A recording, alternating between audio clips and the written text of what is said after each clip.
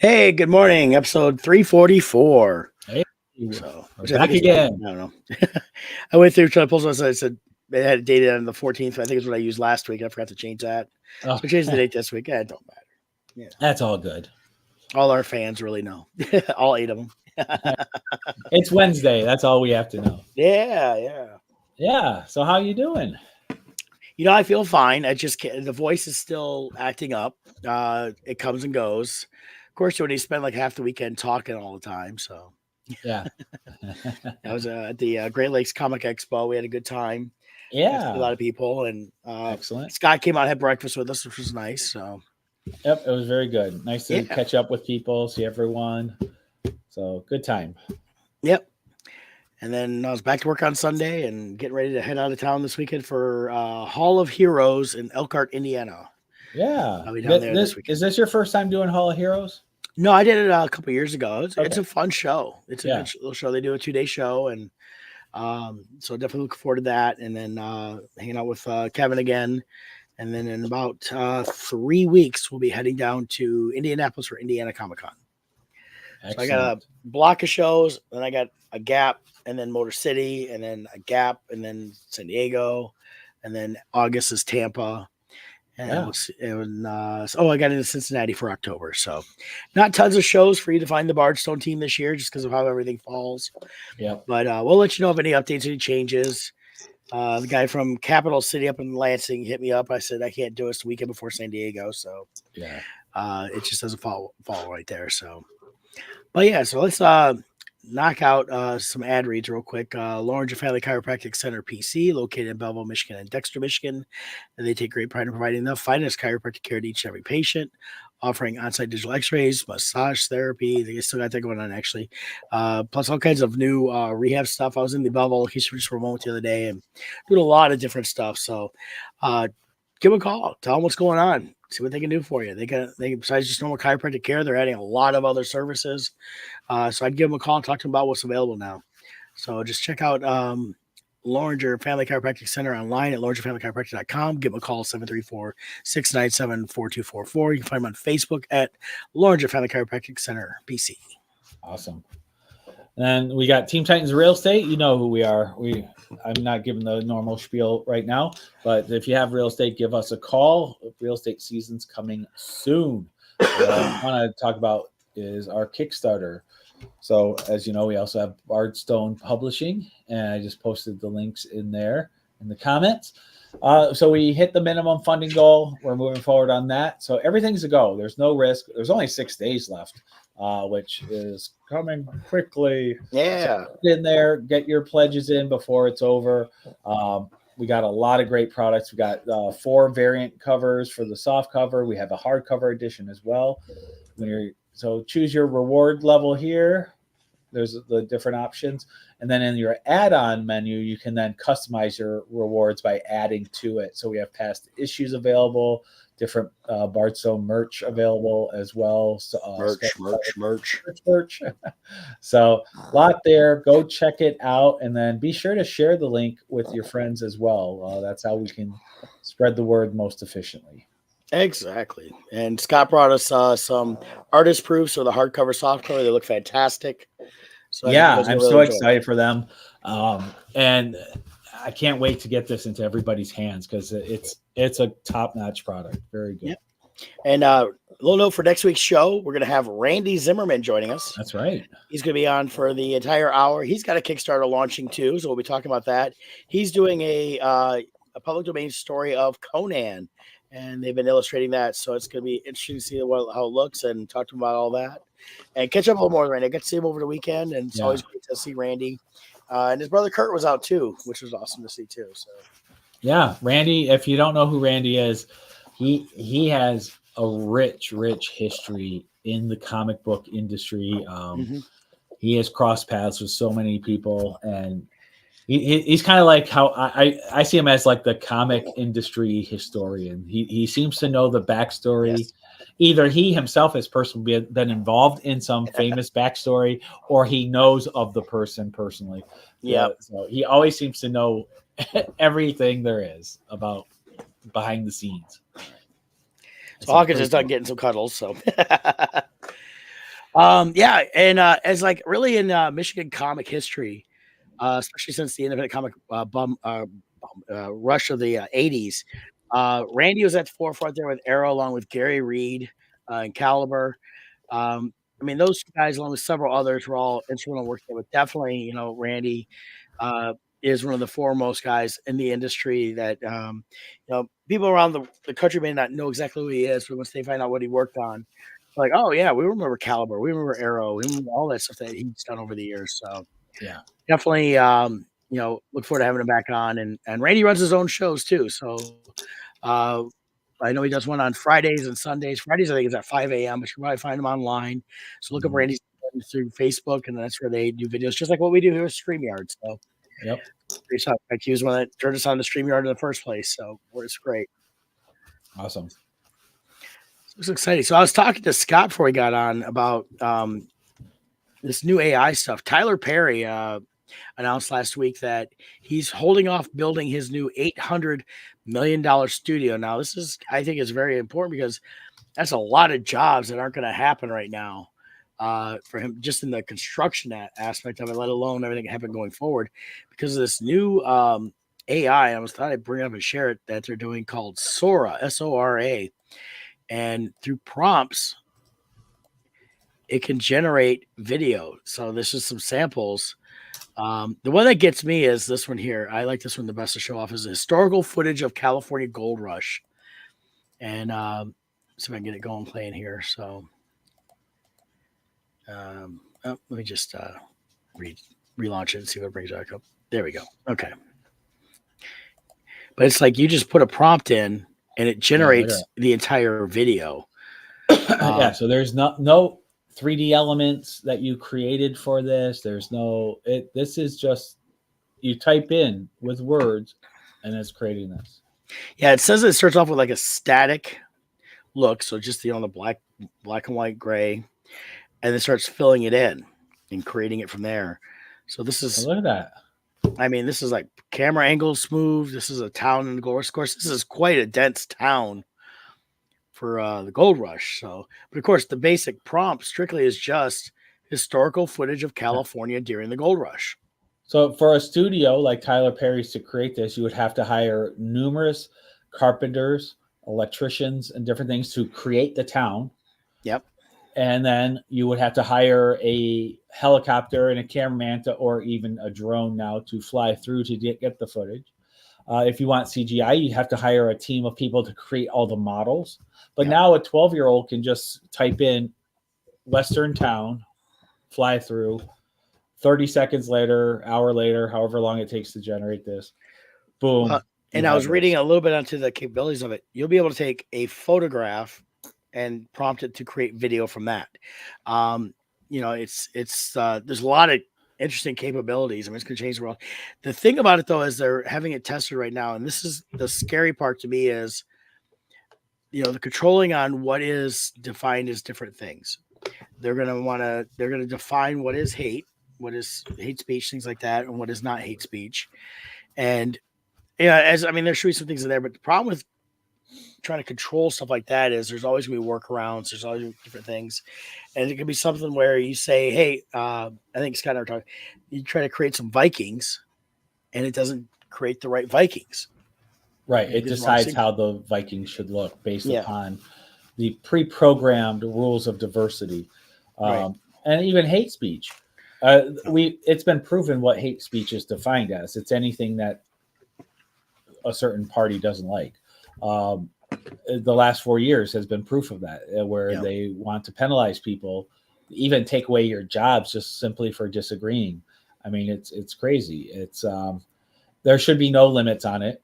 The limits to hate speech should be consequences from society. If I want to do hate speech, I have to face the consequences of it. Right. But it shouldn't be just because you're offended by something.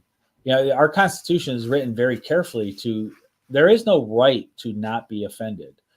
There is no right, because the very fact that if that was a right, that would destroy the right to free speech. You cannot have both, because being offended is a subjective thing. What offends one person doesn't offend another. Truth can be very offensive. So do you suppress truth? That's what certain groups want. Yeah. You know. So, but look at this video. I mean, not one element in there is a real thing. Yeah, and this is the insane part of it is the detail, and I mean it's a real live area. You know, this stuff reminds me of the movie / book Ready Player One. I mean, they're gonna create all these world and environments, and then you're gonna be able to go in through virtual reality. How much of that's gonna start taking people out of the real world and put them into this virtual reality stuff? I mean, it's darn near Matrix scary. Well, it is, and even what else can it be? Where are the morality police going to be in this, as far as a media company can just generate news footage? You know, in the past they would get busted. For instance, a famous one was they were trying to report on these floods that had happened, and it was on the Today Show. I was watching it live when it happened. It was so funny, and there's clips on this. Matt Lauer was. They go to this reporter who's reporting on the floods, and she's in this canoe, and she's like talking about how deep the water is from these floods. And then all of a sudden, these two men walk by her on the water. Yeah. And Matt Lauer's like, "Wait a minute, was that Jesus? Is Moses there? Like, what's going on here? How are those men walking on the water?" And then she got busted, so she got out of the boat, and she's like, "Well, here it's not deep, but it is down there. But we're trying to illustrate how deep it is." Yeah. You know, but now you could just generate whatever. Now, when you look at this, there's some weird stuff that happens from the AI with the paws of the cat. I've watched this one. And certain things are just weird. But this is the early phases. What's this going to be like in 3 years? Well, yeah, this is the stuff they lead to. You're talking about the creating your own news, stuff like that. Total Recall, not Total Recall. Yeah, is it Total Recall? No, it's the other one. They were memories they were generating in people. Yeah, Recall. No, it's the one with Arnold. The other one, True Lies. Not True Lies. Where he goes. It's with Richard Dawson as the game show host. Running Man. Yeah, remember they took the video and they added stuff. At the time, it was just more editing, and they were able to recreate him doing it or whatever. But this will actually create, say, hey, look, there's Joe Schmo, and he's killing 18 people, and it never happened. You know, this one gets me here. The amount of people in the crowd. Oh yeah. You know, the lighting and everything else, and and people are kind of just moving. And you see, like, look at some of the weirdness of the movements and things like that aren't always there, but a lot of move the exact same way. Right. You know, but this is all early, and they can only do about a minute. They say now, at least that's what they officially say. So it's just crazy. You'll go through a gallery. Right, but that minute is only because of server capacity. As they increase server capacity, they'll be able to do even more. Yeah. So it's just things like this. You know, they're walking and see how tall they are compared to some of the other stuff too, and right. And then it comes down, and it's just But it's so new. There's so much that will happen over the next 2-3 years, where I don't know if in 3 years from now, I don't think. They just got to get to the biggest thing with these is watch the hands. The fingers are always wrong. The arms, the movement, because the computer is guessing and it doesn't know real world. But the more it does this, the more it will figure out. And the thing is, just like anything with AI, it has to pull from existing information to create, and go from there. But I mean, the scary thing on this is like you prompt it like, oh, you know what? Everybody misses Robin Williams. He's been passed away now for 10 years. And we need a new Robin Williams film. And you can do it. Yeah. And that's what's, I mean, of course, that's where a lot of the Hollywood celebrities have been pretty, in the last 20 years, especially been copywriting their images, likeness, sounds, voices, everything else, and putting it in their estates. So that way they can't be touched. Yeah. But. So, a lot of people online, I will read with this, like in real estate, for instance, a lot of realtors now are using AI headshots. You upload your picture, and it'll give you like 500 images of yourself in various professional headshot poses, and like 400 of the images are unusable. You look weird, something's funky. You got 5 hands, all Yeah. kinds of weird stuff. But about 100 of them look amazing, and you can use. And everyone's like, "Oh, this is so great!" And it's like, but what about photographers? Yeah. They're being put now. All of those headshots, those are people who lost business now because you did this. And yeah, the genie's out of the bottle. We can't stop it, but it is a fact that it's out there. But it is causing jobs, and these idiots out there will be like, well, it's not going to take away my job. Well, right now they did a survey on. There's a lot of layoffs coming this year.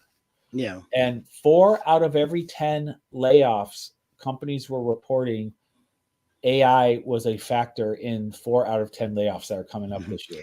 Yeah. Look at the chair, how it keeps changing the look of the chair, which is interesting. How they pull it out. I mean, this is that's shows the flaw right now, but again, it's still doing it. Yeah, it's with AI and also it's definitely we're looking at a lot of changes. And I know in the comic industry, I'm gonna close this out now for resources, but last year at San Diego, a lot of people were talking about no AI art. There's a lot of Comic Con saying no AI art, but eventually it's gonna get to the point you're not gonna know. You won't know. Yeah, it's. I mean, really, the only way to know will be ask the artist to draw in front of you. That's about the only thing you'll be able to do. Yep. And then even in music and everything else. So just playing around for fun, I created a theme song in an AI program. Yep.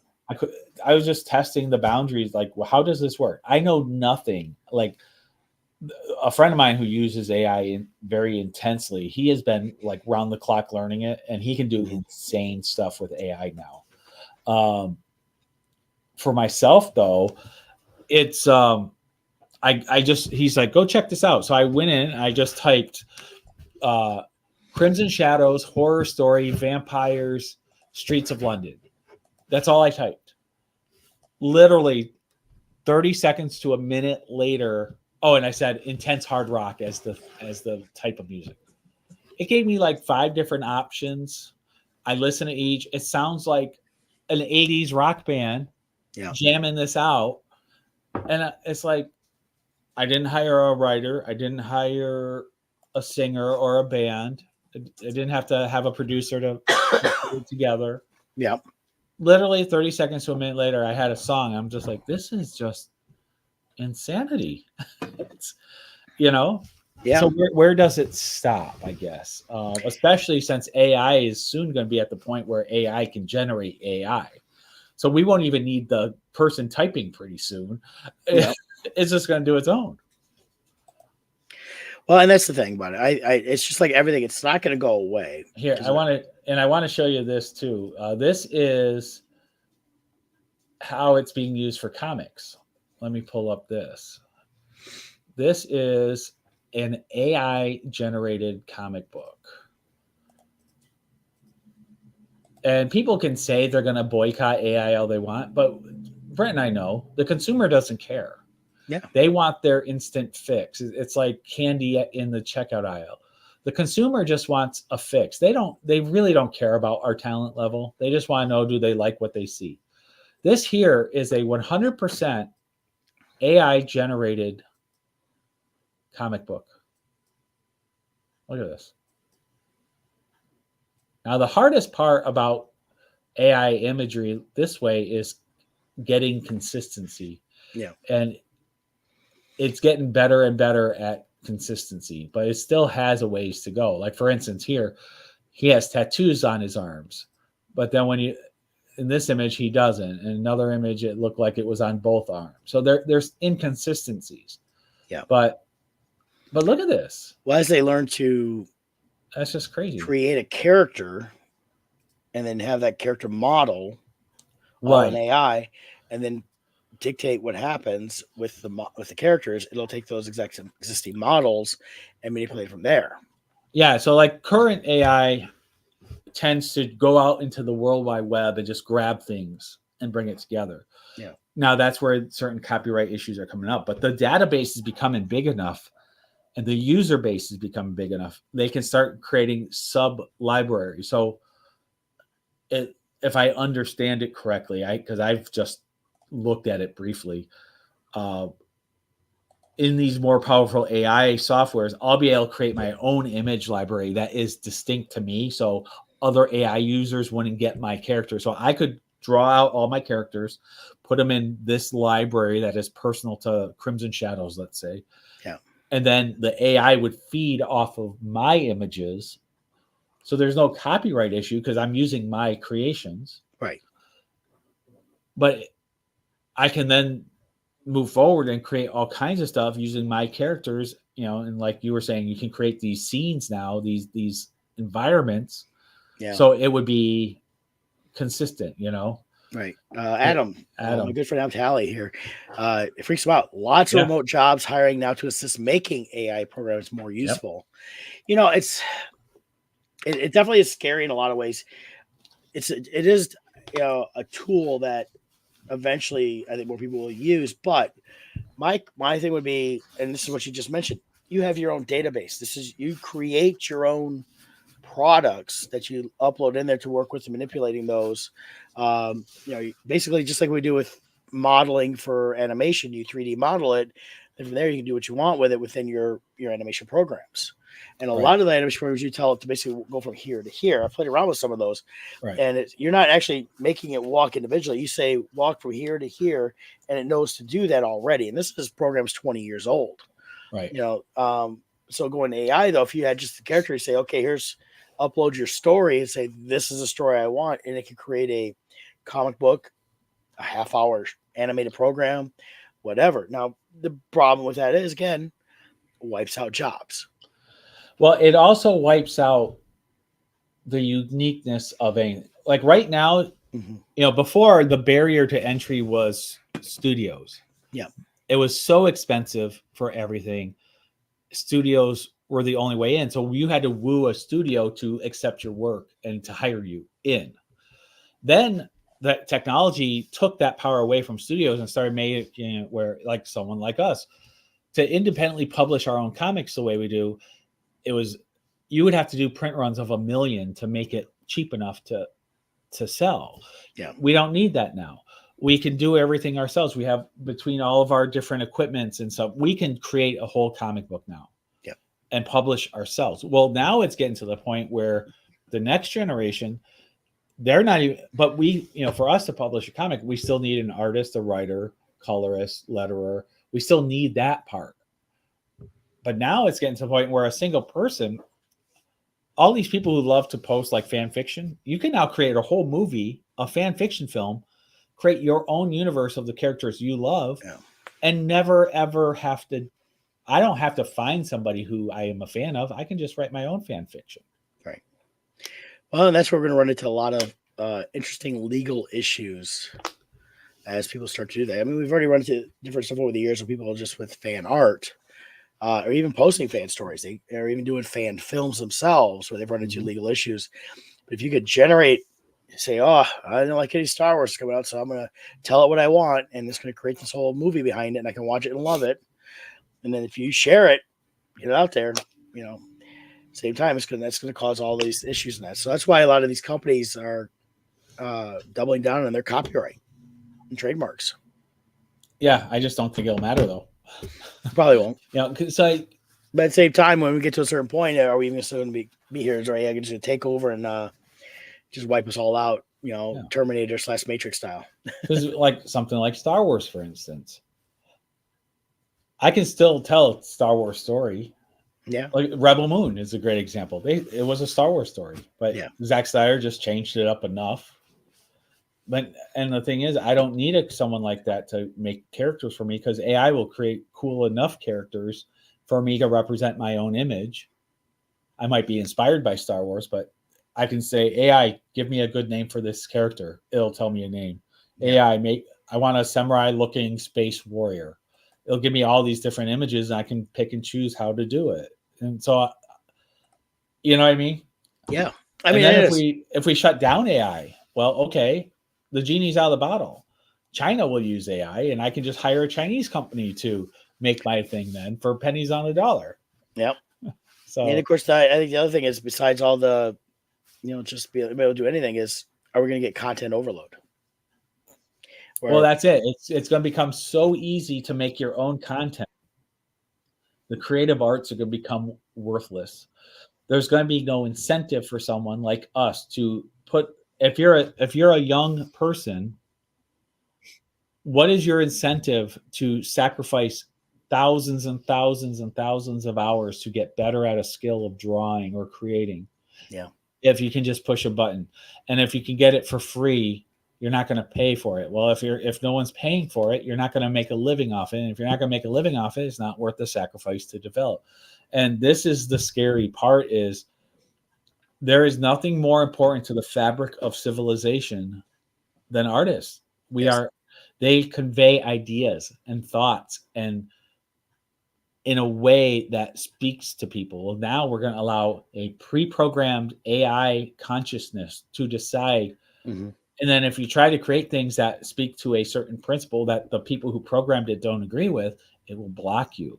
And then who will you turn to create those messages for the people? Because they won't exist anymore. Well, that's the thing. And that's why I tell you should watch Black Mirror. Black Mirror is way too accurate. I don't understand that series has gotten so much right. Oh yeah. Yeah. So I don't know if Adam's still listening, but Adam, sometimes if you want to jump on the podcast with us ahead of time, let us know. Yeah. Love to have you on, talk some comics. Adam's a great comic book creator in his own right. Fantastic illustrator. He illustrated my Expendables with me, worked with me on that several years ago.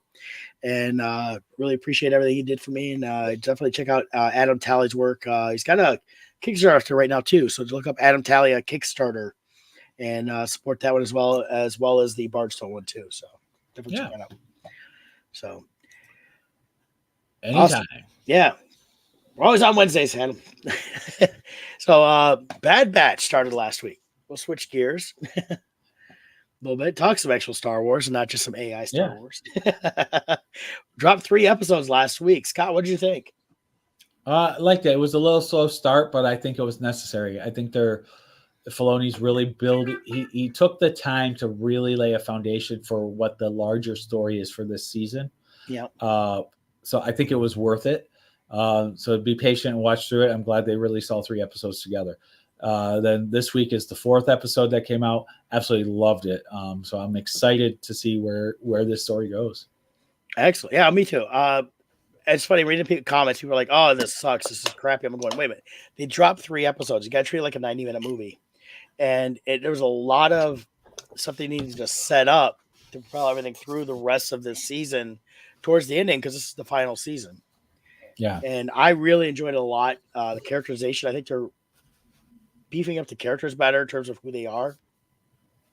The quality of the animation and everything that they've been doing looks fantastic. They've definitely not gone chintzy with the money spending. They spent the proper amount of money to make it look good. So, but I definitely liked it. We can learn more about Omega. We know Omega's got essentially midi-chlorians. They're not calling it that, but that's what it sounds like. Well, the way I'm trying to think how they worded it. Wasn't it like M chromosome or something like that? She has a receptor for let's see. Bad Batch. They worded it a different way. Bad Batch, M count or M count in Omega. Let's see how they word it. Because they didn't give her an M count. They called it like receptive or M receptive or, which I thought was interesting. So I'm guessing that means if you inject midichlorians into it, the bloodstream won't naturally fight it off, is how I interpreted it. Yeah. But like we'll see where it goes. They called it a positive M count transfer. So it's transferring from the one source to her blood. It held it. Right. And so, the problem the Emperor had, and this is where Snoke was created and other things, what you find out is every clone body they made to receive the Emperor's consciousness and force abilities, the midichlorians would burn that body out rapidly and make it useless. So they're trying to figure out a body that will accept the midichlorians without burning out. So it sounds like Omega would qualify for that. Right. And what got me was during the episodes, we met another female clone that was older than Omega in appearance. And why that blood had not been tested if she was created on the same place as Omega. So I found that interesting. They weren't testing. That I don't know if it's just they already knew or what. So yeah, or maybe they already tested her. I don't know. Yeah. But so, yeah, the other thing I'm really liking is the way Filoni tells stories. He understands the much larger picture, and the character Crosshairs and how they've been handling him has been phenomenal. Yes. And the payoff here is they're taking their time with his arc, and it's making the arc much more believable. And I believe in the next episode will be the payoff there with that arc. We'll see, but so I'm liking how they did that as well. I think Crosshair I like his arc, but he really was the best catalyst to show not just a little bit here and there, but really show the change in the Empire from clones to stormtroopers, and how it wasn't just like an immediate change. They had him integrated. He was part of that, and how he was used. And then during halfway through the second season, you see all the clones become second-class citizens within the military ranks. Right. So it's been really good about that. And then what they were doing with a lot of them afterwards, we saw them in his first 3 episodes. He was working in the same facilities as Omega, and there was a lot of clones there, and they basically had been, lobotomized in a lot of ways. Yeah. So because they're being controlled, and they were treating them not as actual living organisms, but even less than droids. Yeah. So, and then the other thing that's just spectacular with Filoni is the richness of this animated world. A lot of times animated worlds can feel a little bit hollow because it takes a lot of time to build worlds and make them feel dense. But every scene is dense and full and feels like a real place. Yeah, a lot of the places we see in the Star Wars movies, especially, they get into tight corridors and a lot of people around. It's the populations on all these planets. They're not always spread out like we've seen a lot of different ways with the animation. Is you get into the cities and there's just it doesn't matter how big or small the town or city is, it's dense. Everybody's just right there. And this has been the culmination of, even though they are different series, it's been Filoni and a lot of the same team members throughout, where it started with, when you go back to the original Clone Wars movie that came out, the anime Clone Wars movie, that was really the pilot for the series.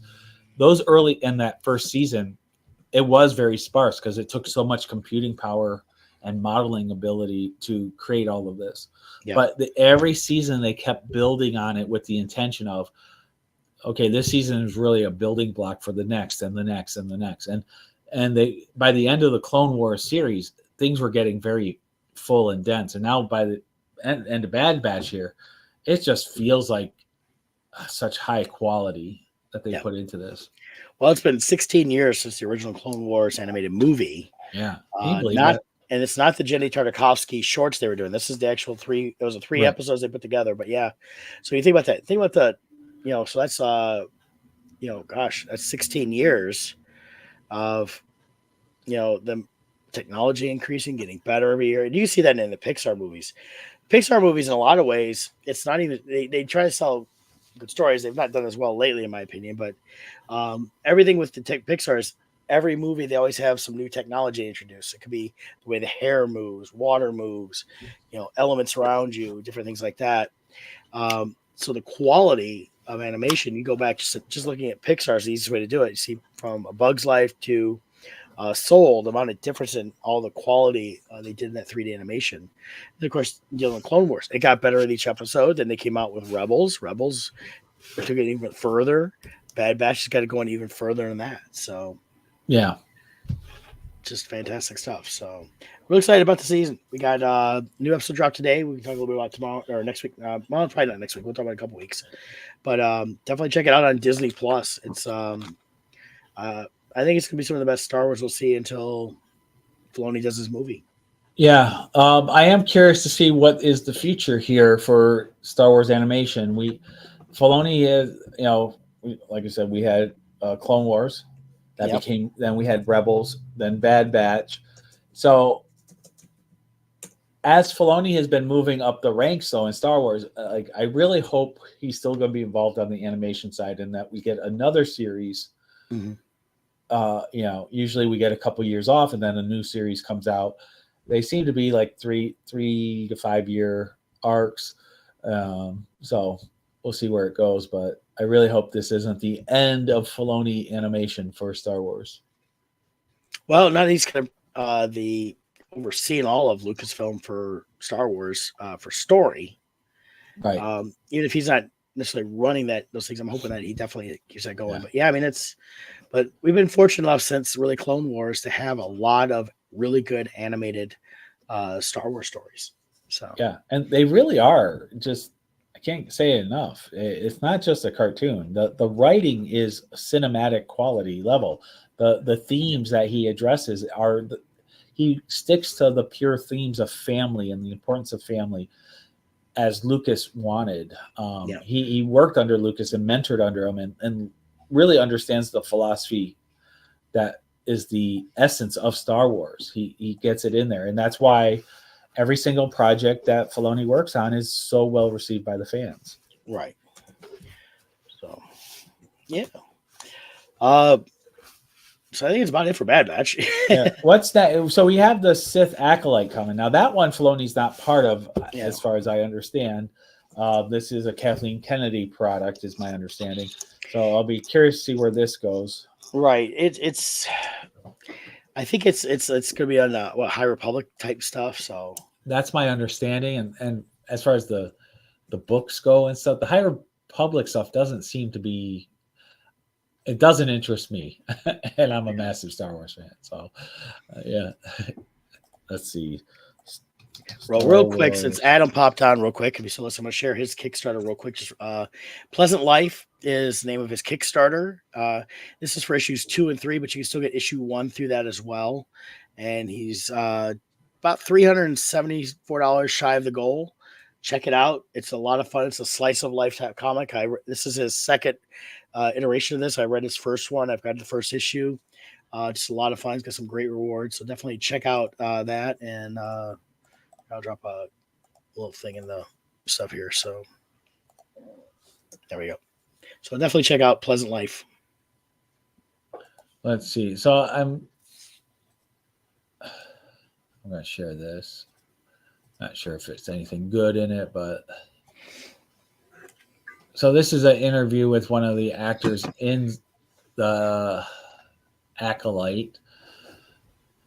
Amandla Stenberg explains the unique way the Force will be handled in the Acolyte.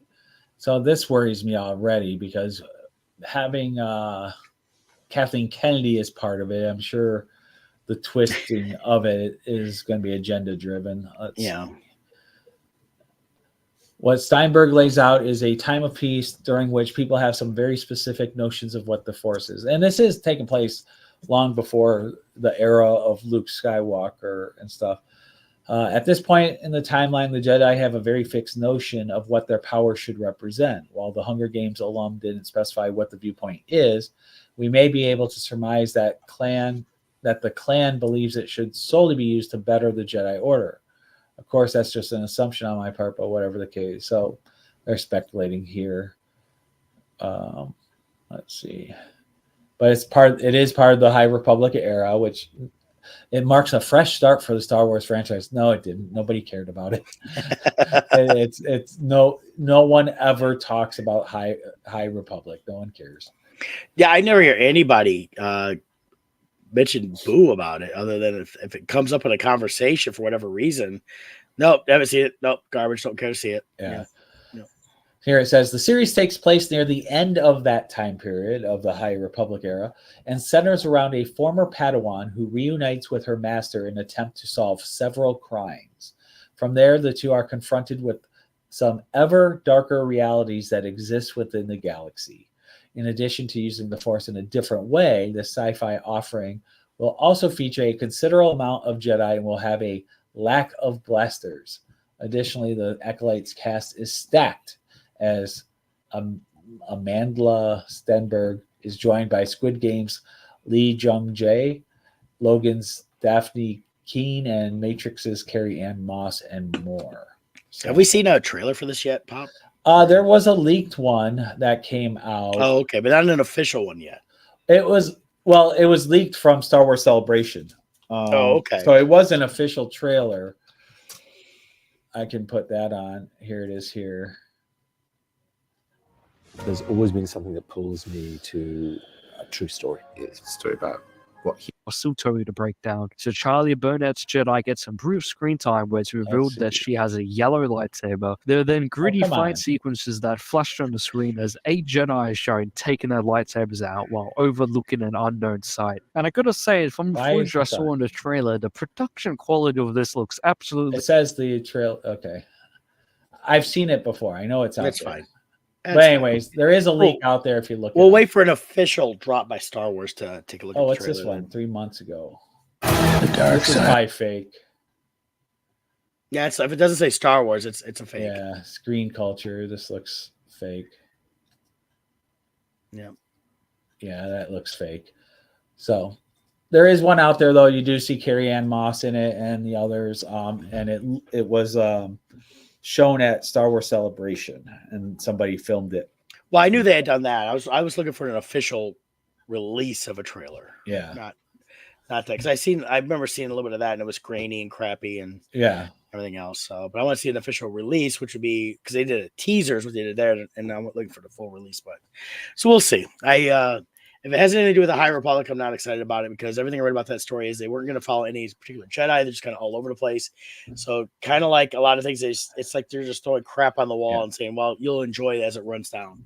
My hope is, even though Kathleen Kennedy is part of it, they will accidentally make a really good one like they did with Rogue One. We'll see. They accidentally hire a true Star Wars fan who's depends how much she was involved, because she wasn't involved with Rogue One at all. Right, exactly. So hopefully she was too busy to tinker. Yeah. Well, not this last week, a couple weeks ago, I watched a 4-episode documentary on Run DMC. Have you heard about this, Scott? I didn't see it. I heard about it, but I didn't see it. Of course, I have met DMC, met him in Salt Lake City from Run DMC. He does his own comics. He's a comic guy. He's the documentary really confirms how much of a nerd he is in the best way. He's into comics and music and everything, stuff that we are. He's the kind of guy we'd all want to hang out with if he wasn't a famous rapper from, as they were called, the Beatles of rap, because they basically set that up. But if you have Peacock, it's 4 episodes, so it's about 4 hours. Kings from Queens, the Run DMC story. Well, which one is he there? He's the one with the glasses there on the left. Glasses, okay. I think it's him, yeah. And then the one on the right is Run, Reverend Run, who looks completely different. Unfortunately, Jam Master Jay, the DJ, that's the one in the center. He was killed 22 years ago, which they've, it still don't know why, because he was one of the nicest guys in the world. All 3 of them are just genuine guys. I mean, Run got married as they were hitting their fame and started having kids. When they talk about, he wasn't out running around. They get done touring, whatever. He went right home to his family. And DMC's got a kid. And I know for one he talks about. And so yeah, they really were rock stars that weren't like out there living a crazy rock life. They did their thing. If you listen to their raps nowadays, it's, there's they're not talking about killing and stuff like that. They're just kind of rapping about themselves a lot of ways, because DMC, he went to St. John's University, and the big thing reason he went there was it was local. He could go home. Yeah. Well, another thing too, if you're an 80s rock band fan, we have a lot to thank with them with their team up with Aerosmith, because they really brought Aerosmith back into the limelight.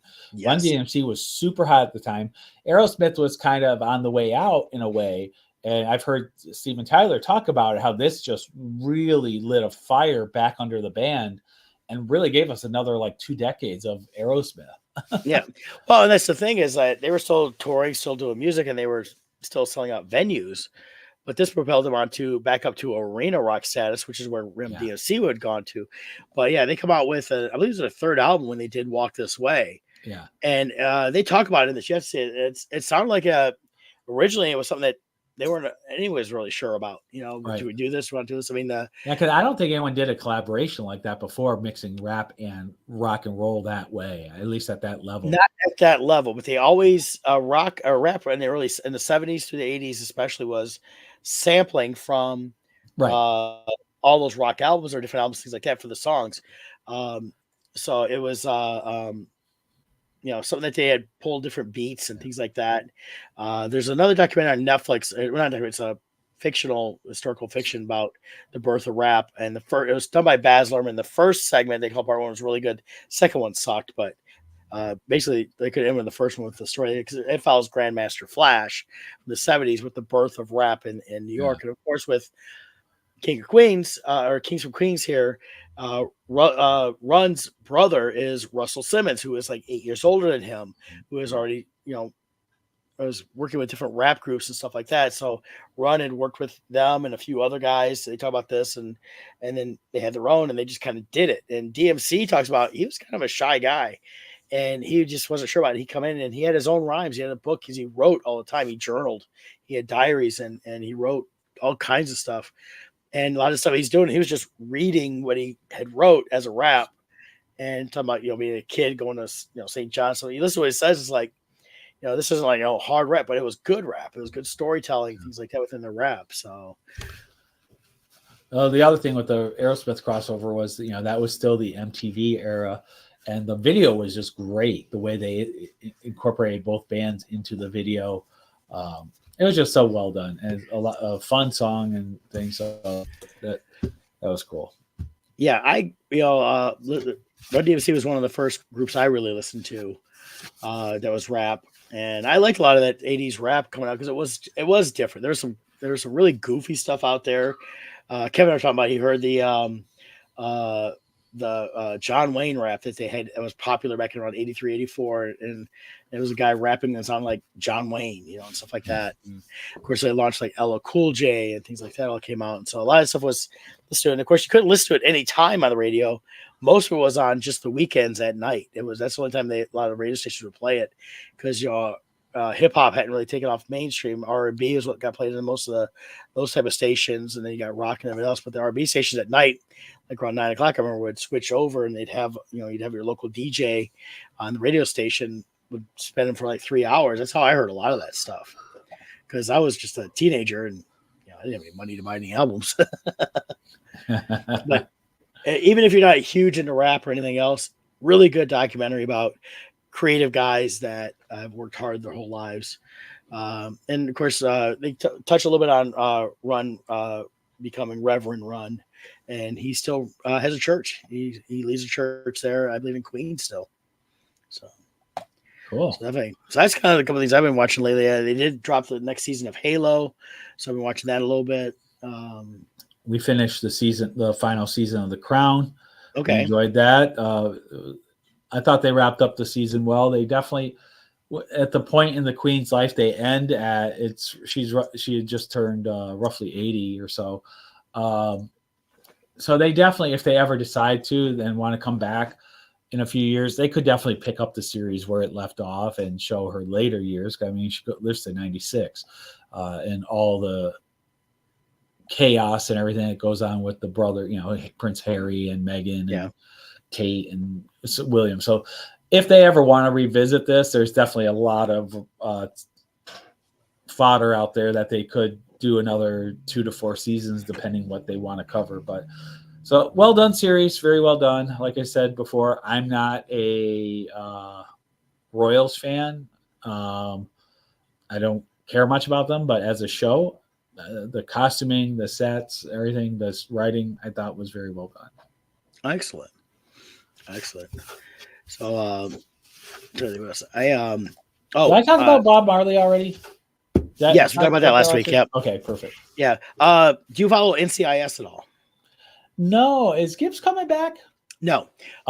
They did though. David McCallum played Ducky, passed away in September, and last week they did a tribute episode, which was a fantastic episode. Really enjoyed it.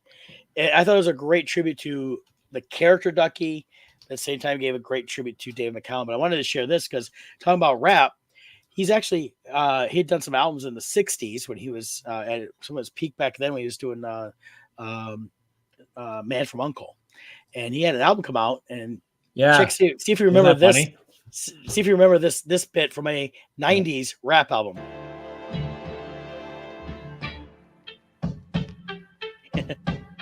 Yep. People don't realize that. Snoop Dogg. Yep. So yeah, that was I found that very interesting. That popped. I was like, I did not realize that until a few weeks ago. I was like, that's kind of cool. That is cool. Here's this is what I'm referring to. They're talking about Mark Harmon returning. Well, they've been wanting to return for a while, and he left the show on his terms. And now in the tribute episode at the end, Michael Weatherly showed back up. He was Tony DiNozzo.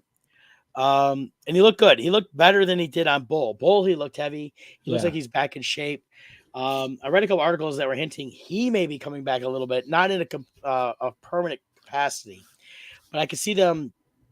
They set up story a few years back with him and Ziva. Ziva's been back once or twice, and then of course now Gibbs is gone for a while into retirement and obscurity. I feel like Gibbs would be good. Like, what was Gibbs' mentor? I really liked him. Franks. Yeah, he could be more like that character. I think where he just kind of comes in for certain episodes, and when they really need like somebody to give some insight or something. I would love to see DiNozzo back. He's great. Yeah, Michael Weatherly's made to be DiNozzo. I mean, he can't do anything else because we see DiNozzo no matter what he does. I thought he was good in Bull, but you still got a lot of DiNozzo in that. Right. Yeah. Here's the thing. I was reading Us Weekly brought up about Mark Harmon. He wasn't in the tribute episode. He was mentioned. Gibbs' character was mentioned. They talk about when they bring him back, though, they don't want to bring him back for 2 minutes. So it's going to be an event to bring him back, which they know will draw that. And so they did comment in the episode that the Gibbs character had said his goodbyes to Ducky. So there was no reason for him to have to come back to say goodbye. They had done that already. Yeah. In real life, I don't know how often they had talked. I did see a picture with Brian Dietz, who plays the Autopsy Gremlin, and he had a picture with Paulie Perrette, who left the show several years ago. And the character Abby was mentioned by basically a casket with black flowers, that truly Abby character or stuff like that. So they did mention a lot of these characters. I don't think they mentioned Bishop so much because Bishop has disappeared to go learn how to be basically like a Ziva. So she's like in seclusion somewhere training or whatever. That's right. Where she left the show. Which one's Bishop? Is that Fez? No, Bishop's a female. She was the one that came in prior to the current one they have. She was the blonde that was there with Gibbs for a while. And then she left, and in real life, she just had a kid. So I think she was leaving to go want to try to have a family. So yeah, I've watched the show since the second season when I got it hooked on it. So I've kept up with it every year. It's one of the few series I truly keep up with. Some of the NCI spin-offs have been fine. I haven't really gotten into the Hawaii that I'm going to try this year because they moved one of the characters from LA over, the LL Cool J character. But I think if Harmon goes back, though, it's going to be a big event. And I have a feeling that if he's to come back this season, he would be the end of the season cliffhanger, and they would have to wait through the summer to come back next year. But like I said, Weatherly looked good. He's 55 years old. He's in better shape, and I think he can come back and play DiNozzo. And some ways I wouldn't mind seeing a DiNozzo spinoff more than the Bull. So, right. But he did that because, at the same time, it's being an ensemble he was under like 15, 16 years. And going off it now, he was the lead of his own show for like 4 years. As an actor, that's a better upgrade. So, but it's been cool. So that's kind of what I've been watching the last couple of weeks. New series are dropping. Ghost has been pretty good the last couple of weeks. So have you watched Ghost yet? I did. I like that. A lot of fun. They just revealed a new ghost power for one of the ghosts, so that made for a fun episode. But I think it also creates a new layer of interaction for the characters moving forward. Yep. So I really like that. Yeah, and we found out who got sucked off at the end of the last season. I think it's funny that the guy from the '90s one created the term of what they did. It's called getting sucked off. You know? Yeah. Another thing too, which I haven't gotten to see, I wanted to see if you've seen it. But I'm hearing good reviews initially from people who are watching it. But The Walking Dead has the Rick series, the Ones Who Live, coming out here. Yeah, I haven't seen any of that. It sounds like the first episode came out. Sounding good from what I'm reading. So I don't know. What's it called again? The Ones Who Live. Yeah, I haven't seen that yet. I might check this out. Yeah. Um, So might be worth at least giving it a try. I don't know. yeah. But Yeah, it looks like there's one episode out now. Yeah, I saw a trailer for this, and he's in a totally different place, right. and things are totally different. So I might check this out because it actually might be a better story. I just with The Walking Dead, it was must see TV for longest time, and then all of a sudden it just got so repetitive. They zip through. It was once they changed showrunners. Yeah, and you can see it, and it felt like it, and it's like they just had no real direction. It was, but even in the comic though, the comic did that way too. Though, I really got bored with the comic after around issue 100. That's when they killed off Glenn. But after that, it felt very repetitive. In the comic, the artwork felt very much the same. I was losing track what characters talking because so many of them look the same. Right. So. Yeah, so that's out now. So I'll probably check that out. Yeah, I'll have to pop that up at some point and see it. I'm going to try to watch when I have some time. I just picked up Wonka on Blu-ray. Yeah. So I want to see that. And then, like I said, I've been watching, like I said, I watch Halo's come out once a week. Started off, it's okay. Last week's episode was really good because they're on Reach, which if you know the games, that was one of the games was set around Reach. So they're setting up the lore more, but it's just still a little slow, but it's only the second season. They're trying not to rush too fast to get to call it Halo. We ain't seen the Halo them on the world yet. So, right. But so we got a ways to go with that. And then, I think is there anything else besides Bad Batch? No, that's about it. I think we covered everything. I've been working every day, so it's just things like that. So, hey, appreciate everybody chiming in today. Thanks, Adam, for popping on here and saying hey. And we're gonna be back next week talking some. Oh, next week we'll be talking with Randy the whole episode. That's right. Talk some comics, some other stuff like that. So if you got questions, pop on. Ask Randy about anything about comics. I bet he knows the answer. I'm sure he does. All right, we'll see you guys next week. Bye. Bye.